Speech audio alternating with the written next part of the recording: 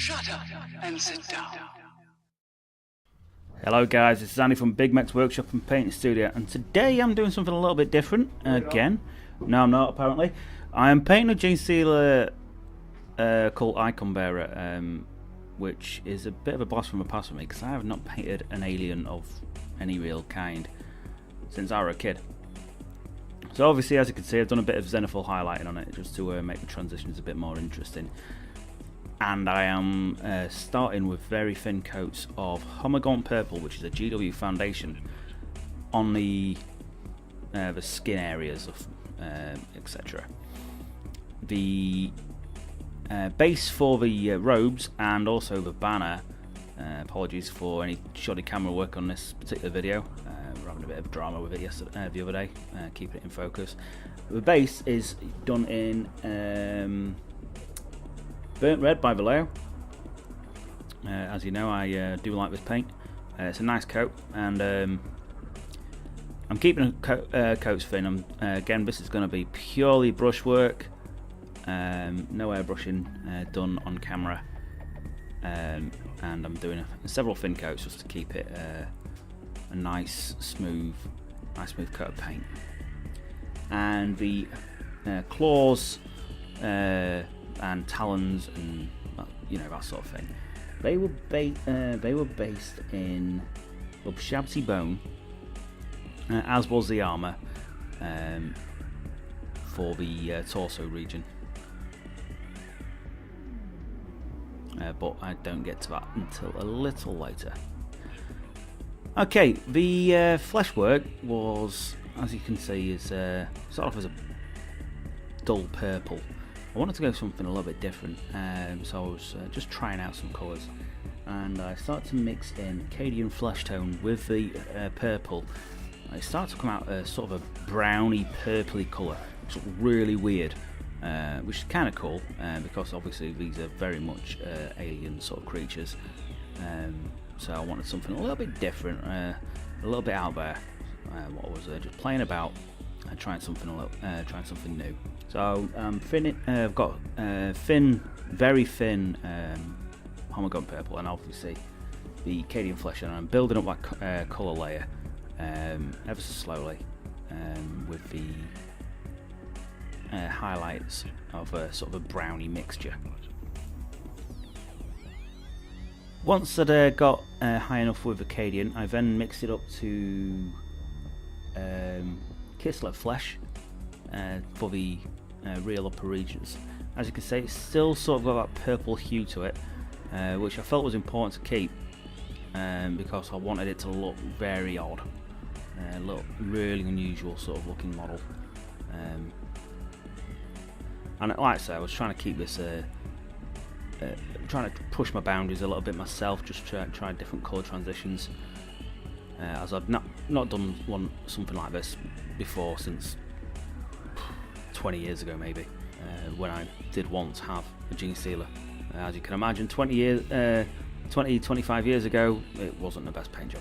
So the Kislev flesh gets put away, and I'm starting to use flayed one flesh, another Games Workshop colour, which I'm then layering up incredibly thin layers, just on the real high points and the bits what stand out, just to bring them highlights up. Whilst that's drying, I'm throwing on a very, very thin blue wash. Now I use Army Painter's blue tone over the fig. I wanted to bring up that purple again, just take it away from the brown. This is very thin down with Lamia Medium, and I'm applying a couple of layers pointed out towards the recesses and the crevices between the chitin sections. And once that's dried, back on with the flayed one flesh Homogaunt mix, really putting the emphasis on the raised areas around his face and the links between the arm sections.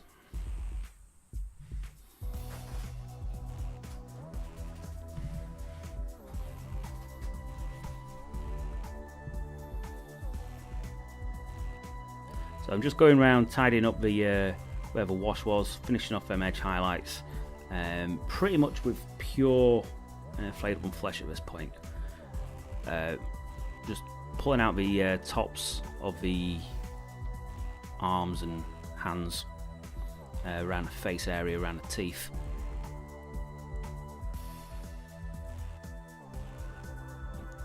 Just making them final highlights a little bit more striking.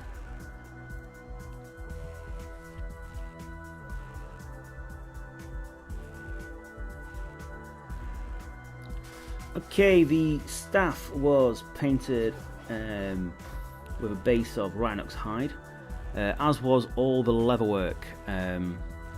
I wanted to have a standard sort of colour for all the brown. I wanted to keep it fairly straightforward. I didn't want too many colours on the fig, otherwise it just started to look really weird. So I went for a very simple colour palette for the brown work. Just keep everything tied in together.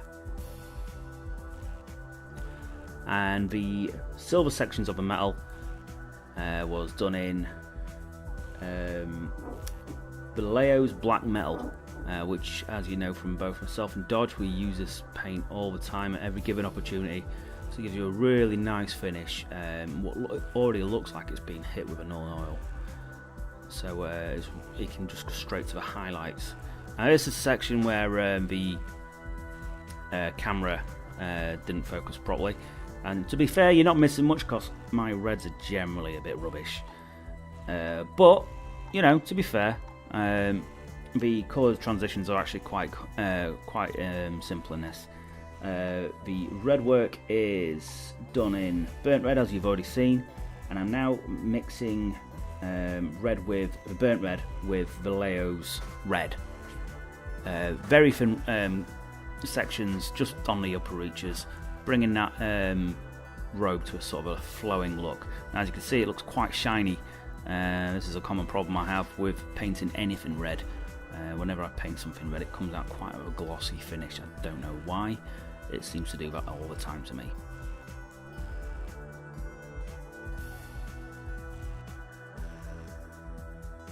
And I'm doing exactly the same on the icon as well. Trying to keep it as neat as possible, so I don't fill the detail in between the embossed sigil and the robe itself and the banner itself.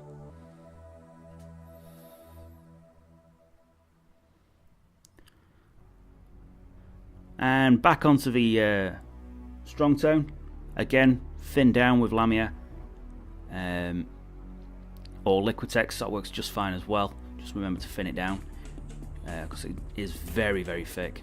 I've made a little pot of it pre-mixed, and it does the same job as the Lamia medium, to be fair. And I'm throwing a few layers of that, letting it dry, another layer, and it really brings the highlights out and adds some real depth to the recesses in the robe. And I'm doing exactly the same thing on the banner itself as well. The banner finish is exactly the same as how the robes look at the end. They have the exact same paint scheme, paint pattern. Now once it's all dried up, I'm throwing a touch more red into the burnt red, picking out those highlights, really making them pop. Okay, and now for the armour itself. As I've already said, I'm using Games Workshop Karak Stone. Now, a couple of thin coats of this. Now, obviously I'm not using a particularly small brush at this point. It's because it's just keeping it thin. I want to get the coverage over. I'm not so bothered about it being particularly neat as long as I don't go over the top of the areas that are already painted. Once I've done that, I'll start working with Ubshabti Bone. Now, I'm not using a wash at this stage where some people normally would. I'm being very gentle as well. I'm trying to cover it with trying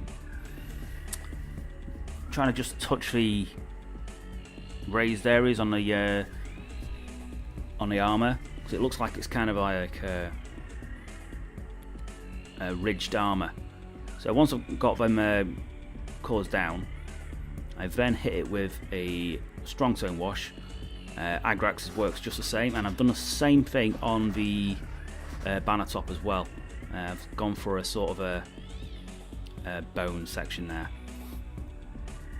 So after the Agrax is dried, I'm then back up with the Upshabty bone, which is the standard GW highlight for the bone range. And again, I'm trying to, when I get onto the back and the ridge sections, I try to use the side of a brush rather than the tip. Gives you a bit more control over the brush for this sort of area. But don't worry too much when you if you do go into the detail work. It's easily fixed up with a bit of a wash and a little bit of patience, returning back to where it started, and you'll cover any mistakes you make. As you can see, I made a few on this bit. I wasn't too concerned. I knew I'd be able to pick it up with the Agrax. And I continue the same idea with the bones on the icon, although it's more of a wet blending technique at this point. I'm using thin layers. I'm just bringing that highlight right to the points and dragging it away from the center.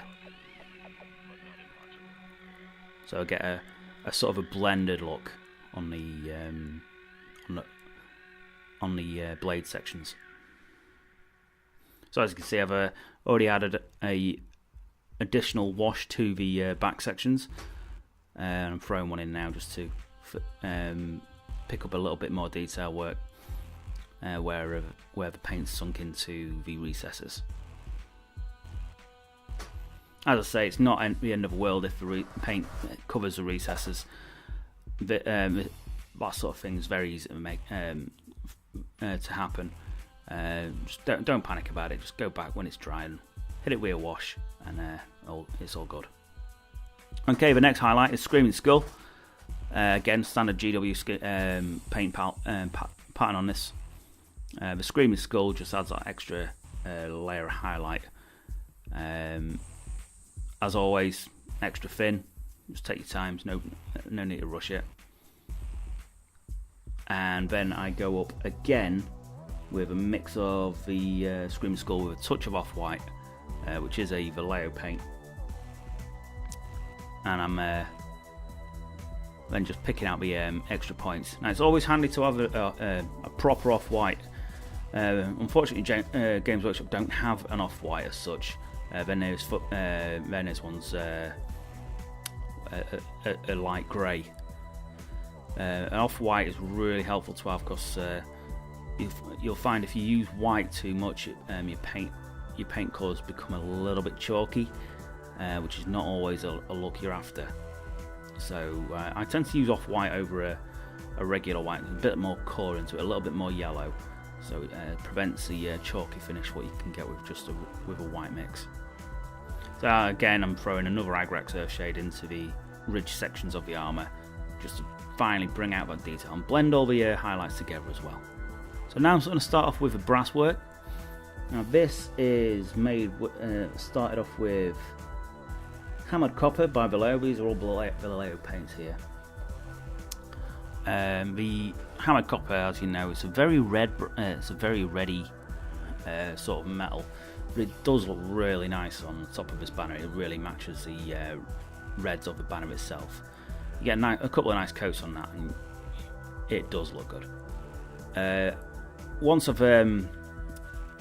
got a nice smooth coat on that, I hit it with the strong tone. Agrax Earthshade is perfect for that as well. It's basically the same colour, sort of a dirty brown, and I mix that up with a little bit of Lamia medium just to thin it down a little bit, so I've got a bit more control over the paint. Highlighting the silver work is start off with Oily Steel for the first highlight, which goes really nicely over the black metal. It's essentially like lead belcher or iron breaker It's a nice dark silver, but it makes it it's a standard first highlight for the black metal. It really does add a nice transition to the black metal. After oily steel, I then mix some chrome into it and pick up the top highlights. As you can see, the chrome is very vibrant. You've got to be very sparing with it. This is such a bright colour, but it does make a nice highlight for the top raised sections, and it makes a bit of a non-oil out just to blend the colours in. And the leather work, I'm starting to add some Kistler flesh into the Rhinox hide for some nice smooth edge highlights and just to build up that colour transition.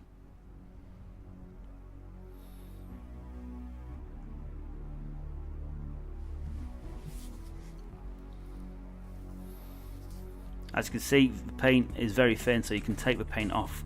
That's one of the important things about thinning your paint down is if your paint's thin enough, all you need to do is just wet your brush and you can lift the paint where you've made the mistake away. As long as you do it swift enough, you can't. If it's set properly, then that takes a lot more work. But if it's still a damp paint, the paint will just be. You can lift the paint off with a brush. Just take that entire layer off, and you can go back to where you were. So as you can see, I highlighted it with the same mixers on the pockets, and again I'm throwing Agrax Earthshade all over the place. As it's just such a great colour for any sort of natural look, and it covers up a lot of mistakes what you can make. Now I'm highlighting the brasses because obviously I was waiting for that to dry, and the next layer is Brassy Brass, again by Vallejo, which is the next shade up from Hammered Copper, and I'm keeping the colour towards the outside regions where the detail work is, trying to keep that sort of nice rich red in the centre. After the Brassy Brass is done, it's then going over with Bright Brass, another Vallejo colour, making a really rich sort of gold look, but still keeping that that red towards the centre of the icon.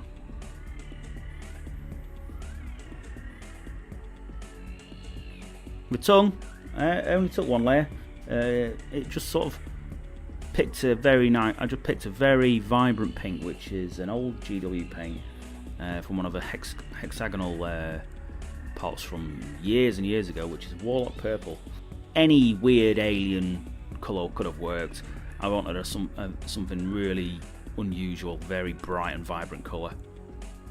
The icon itself had a base of Omega Purple, and then I highlighted it with a mix of Vallejo's Violet or Purple with Off-White, adding layers to the raised reaches of the detail. I wanted a blue rather than the white, as I'm painting a lot of World Eater stuff at the minute, so I didn't want to paint any more white. Rather fed up with painting white at the minute, as you can imagine.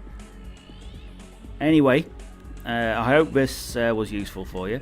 At the end of the video, as we're already at, I put finished off with a gloss varnish, then oil washed the entire figure in black and hit it with a matte varnish. And what that does is just finally brings out the last of the details and makes it all pop up, and really sets the entire figure apart.